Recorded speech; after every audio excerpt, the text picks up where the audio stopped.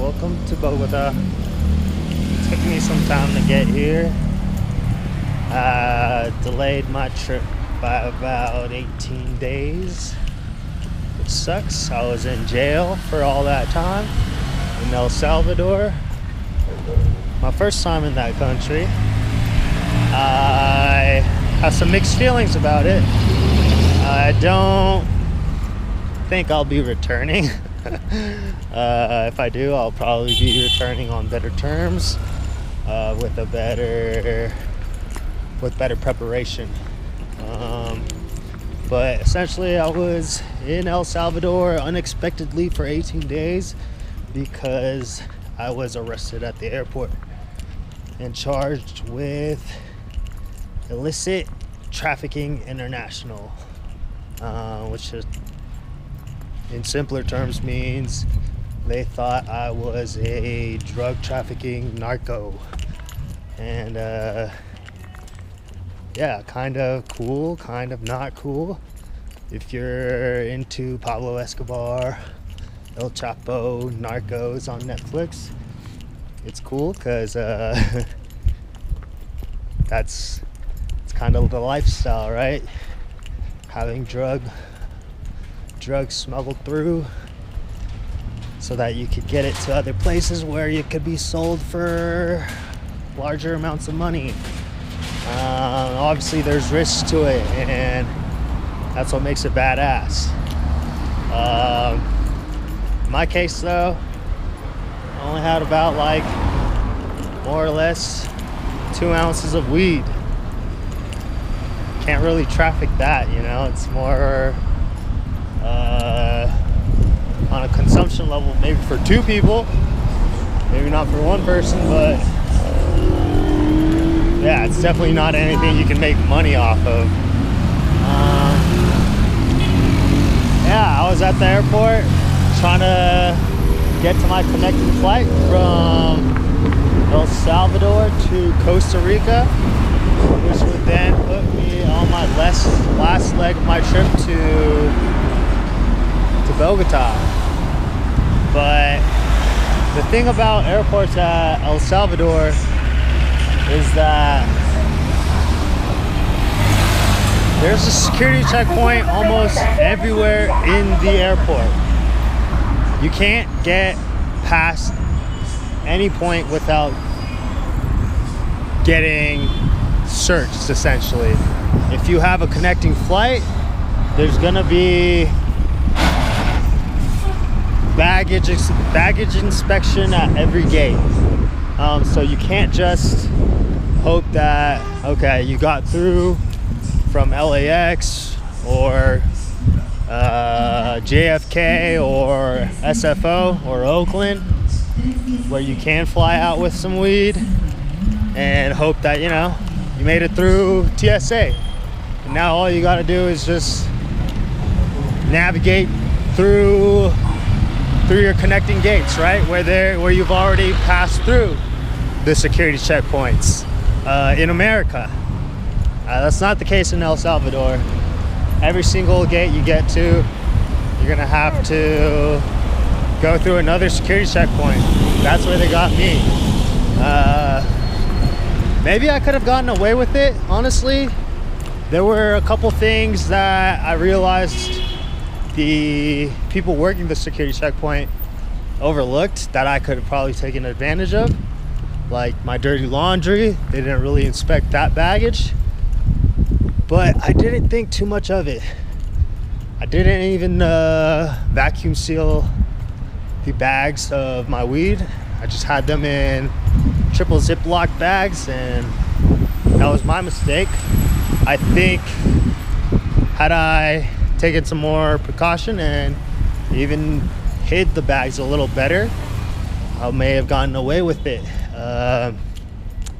But ultimately, when you open up the bag and it's not vacuum sealed, open up your baggage, not the baggage of weed, but when you open up your luggage and your bag of weed is not vacuum sealed, it is almost always going to smell a little bit, especially if you have weed that's just fucking dank.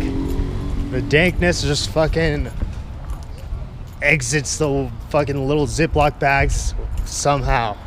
And I'm sure that set off an alarm for the girl inspecting my bag, and she probably took some more time to look through my stuff.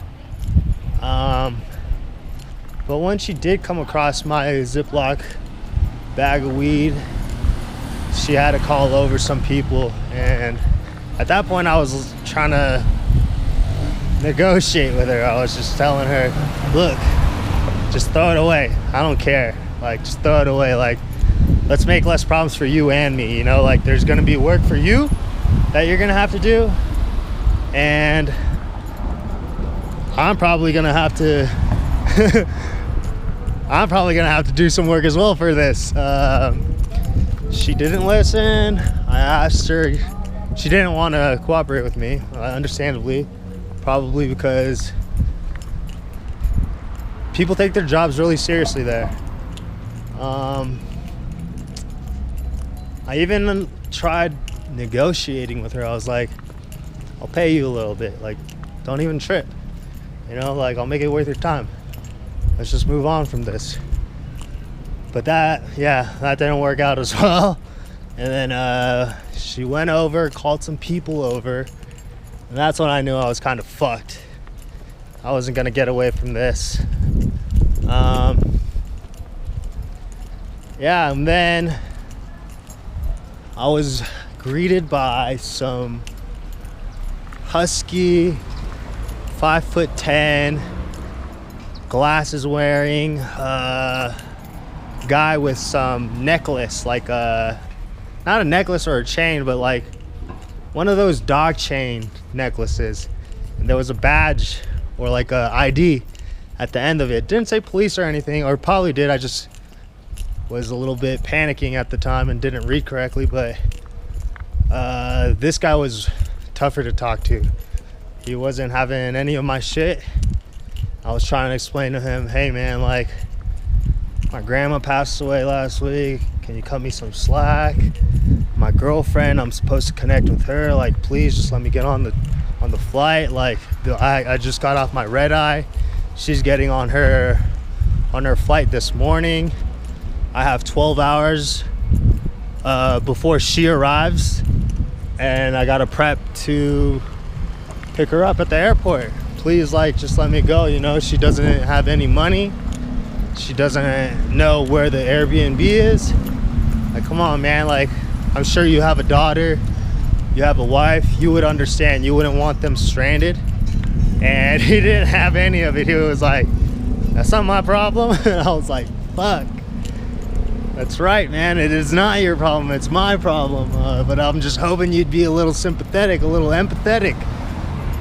Cut me some slack with that. But he wouldn't. And after that, he called over some people he worked with. There were two smaller guys, kind of my height, my size, a little bit chubbier.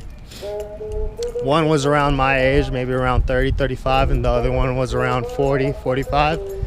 And they started walking me to what I imagine is their office. And on their way, this motherfucker, Pablo, the guy that's 30, 35, starts playing nice cop with me. Goes, do you have any other drugs? Heroin, fentanyl, cocaine. And I'm like, no man, like this is it, like, but I do have another bag of weed. And after that I was thinking, all right, this guy's gonna work with me. Like, he's being chill, he wants to, like, I'm being honest with him. He's just like assessing the situation. But nah, he was a fucking dickhead in the office. Once we got into the office, in their little like corner police office at the airport, he started going through my stuff more. He found my other little bag of weed, and he started being a dick then, you know. He started asking me for my information, like about my parents. And I was just like, what the fuck? Like, I'm 30 years old. I don't know why my parents are gonna be involved in this. Like, they don't need to know about any of this. They'll find out eventually. They know what I do. They know what I'm into. But it's a formality there. When they press charges against you, they identify you by your name and by your relation to your parents. So just in case, I guess, there's a duplicate name, there won't be someone with duplicate parents as you. Like, I guess the chances of that are really low. I gotta make a right here. But yeah, I wasn't trying to give my parents' name, and I was like, dude, give me the number for the embassy, man. Like, let me get in touch with them. I don't know what the fuck rights I have here. Like, let me just speak to them, and then, like, we'll figure this out from there. And he was like, oh, you're not gonna give me, why should I help you? You're not fucking giving me the names of your parents. And I was like, what the fuck, dude? Why are you being such an asshole right now? Like, you were being cool with me earlier. I was being honest with you. I didn't lie to you. You didn't find any other drugs. Everything I told you was real. You found that extra bag of weed I told you I had. And yeah, I realized that's actually, like, probably not cool, because as an American, that's one of the rights you have as you're abroad. You're entitled to being able to speak with the embassy, regardless if you're fucking cooperating with the police or not. So yeah, after that, we spent about probably like 10 hours in that office. Just them going through all my shit, and then afterwards, fucking them writing up a police report for literally like 3 hours for like a 2-page document. I was like, what the fuck is wrong with you guys? Like, dude, like, this shit should not take this long. Like, this is a 2-page essay, bro. Like, get your shit together. But yeah, they printed that document out, and I had everyone in that office revise it, reread it. Had a proofreading session there, and I was just getting frustrated. I was like, dude, I'm fucking sleepy, man. I just got off a red-eye flight. Like, I'd rather just be in jail, like, at this point, you know? Like, fuck this stupid-ass office with these stupid-ass people. Then, yeah, afterwards, eventually I did get taken to jail. They escorted me in handcuffs out of the airport. That was kind of cool to, like, be able to walk out and experience a country for your first time, but with the police, you know? Like, that was crazy.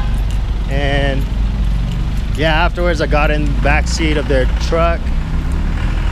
They drove me to the public defender's office, which was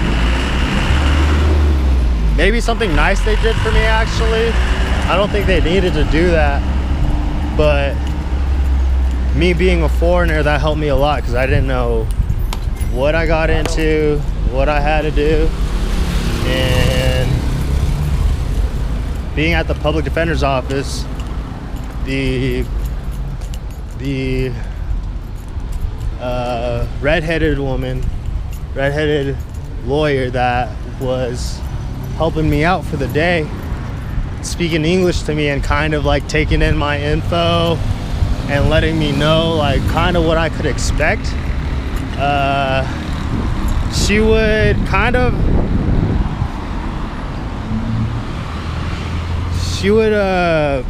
talk to the police and like be like, no, you can't like treat him like that, you know? Like when the police would be like, wait outside, she would be like, hey, do you want to come in with them? And I'm like, fuck yeah, I want to come in. Fuck what they're doing, what they're telling me to do. And yeah, one thing I really appreciate is from that experience is her having my back, you know? And with my little bit of Spanish, I could understand that she is always sympathetic with her foreign clients, because foreigners that are clients of hers, because they don't have any family in the country, or know anything about their process and their system they have in place for breaking laws. So that was really awesome for me to be able to connect with her. And before she left, I let her know, like, thank you. Like, today you're my sun. You know, you provide my warmth, you provide my light, and I think she appreciated hearing that. Well, I appreciated just her being there for me. After that, we left the public defender's office, got back in the truck, and made our way to the jail of El Salvador called Bartolinas. There's 3 cells for men there. Senda 3, Senda 2, y Senda 1. I was in Senda 3. That's the cell that's kind of chill, you know, like lower level crime, non-violent crime. And 2 and 1, they got like the more hardcore dudes out there. And I'm grateful that I was in 1 or 2. The guys in 3 kind of helped me out a lot. Had my back, made sure I was eating, took me in and took care of me. But yeah, that was my first day in El Salvador, and my first kind of 12 to 16 hours in the country, going from the airport to the public defender's office, then to the jail. And yeah, there'll be a second part to this where I speak about my experience in the jail, and not just me being taken in, processed, and settling in the jail.